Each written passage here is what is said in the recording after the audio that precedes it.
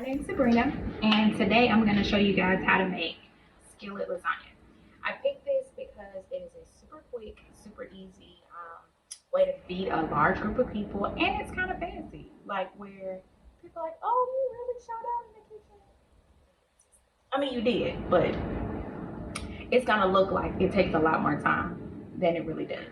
So let's get started. I already have my pan heating, and I'm going to add a pound of ground Italian sausage and a pound of turkey. Now, I like to use turkey because it's less fat, but you absolutely can use beef or chicken, whatever works for you.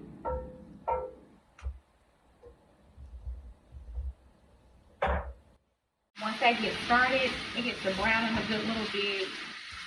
You know, with turkey, it doesn't take long. You don't want it to be dry. We're going to add about a half of a large onion or one medium onion.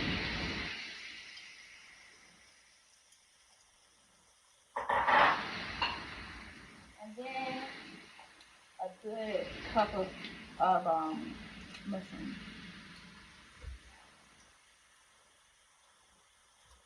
We love mushrooms in our house, but if you don't like mushrooms, you can add bell pepper, you can add celery, some people add carrots, that works too, but we like mushrooms. So as you can see, our meat mixture is browned all the way through. I'm going to take some time to season it a little bit. I make on my website a garlic, salt, onion, herb. That's perfect for a recipe like this. So I'm going to add a little bit of it.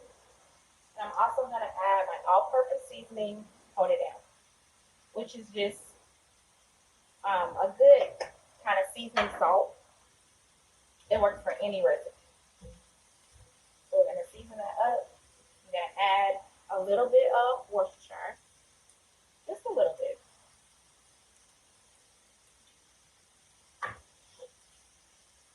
Mix that up very well.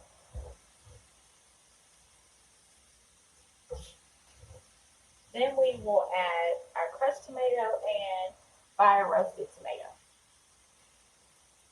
which is one 28-ounce can.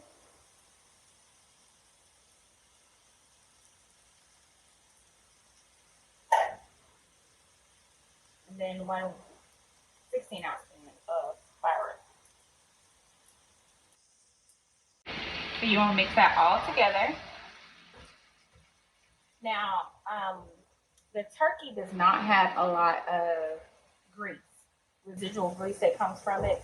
So I didn't have to drain it. But if you use ground beef, then you definitely want to drain off some of the excess grease before you do this part.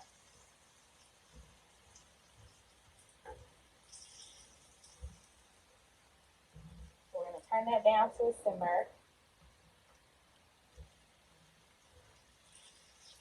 The old kitchen trick, I just add some chicken stock to the tomato can and make sure to get all of that residual leftover tomato sauce from the sides. So you want it to be a little bit kind of soupy, because once you throw in your lasagna noodles, it's going to soak all of that excess liquid up. So don't worry about that part. So now I'm going to throw in my herbs. I have some parsley, some rosemary and thyme, and a little bit of basil. And because you're cooking with fresh ingredients, you don't really have to buy a jar of sauce. But if you want to, that's fine. This is just the way I make it. But if it's easier for you to just buy a sauce already made in a jar, do that. You need to do whatever makes it easy for you to cook. And so now I have oven-ready lasagna noodles. Any kind will do. You literally are just going to take a few sheets and break them up. This is a one-pot meal. I don't have to worry about washing a whole lot of dishes.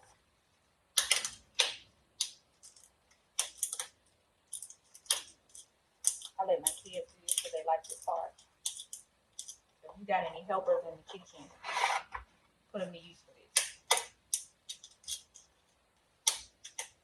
try to make them pretty small, just like fork size. You don't want too big pieces. I do normally about 5 or 6 sheets. That usually gives us enough pieces of pasta.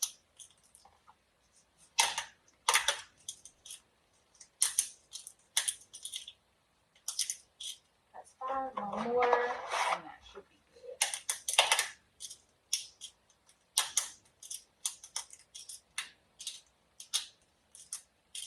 And then you stir that up good. Make sure that your pieces get evenly coated in the tomato sauce. Or in the meat sauce.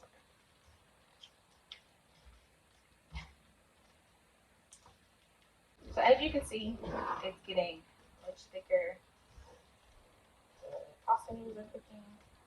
Now while it continues to cook, we are going to make the ricotta mixture. I'm using sour cream, but you can use ricotta, cottage cheese, or sour cream.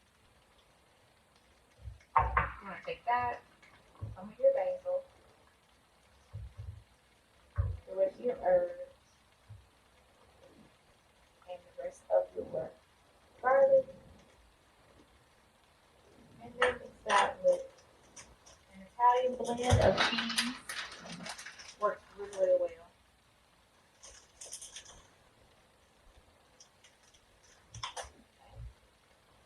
I'm actually also going to put in some of the garlic seasoning as well. We're going to mix that up really, really well, and then we're going to drop it on top. So now that you have your cheese mixture, you're going to take a little bit of clumps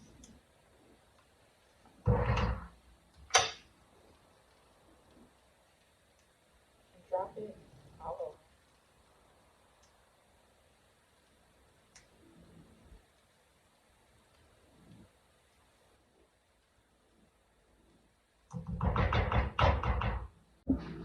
I also like to go over it with a light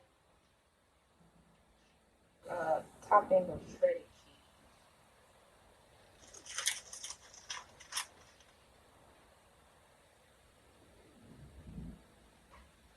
And then it goes in the oven at 425 for just about 5 or 6 minutes until you see the cheese mixture melt and start to brown.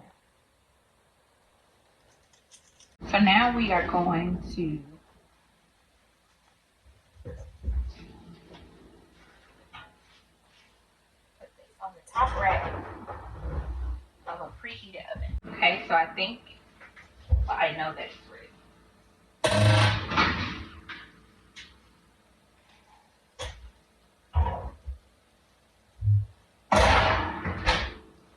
Now you want to let this cool just a little bit before you get into it. But take your leftover basil, herb, parsley, rosemary, your leftover herbs, and just sprinkle that on top. And give it a nice, festive look, you know. You gotta sprinkle the parsley and stuff on top of it. So, super easy recipe. Anybody can make it, beginner, novice, professional, expert. It's great for all cooking levels. And if you guys have any questions, you're welcome to hit me up. Let me know what you think about it. Thank you.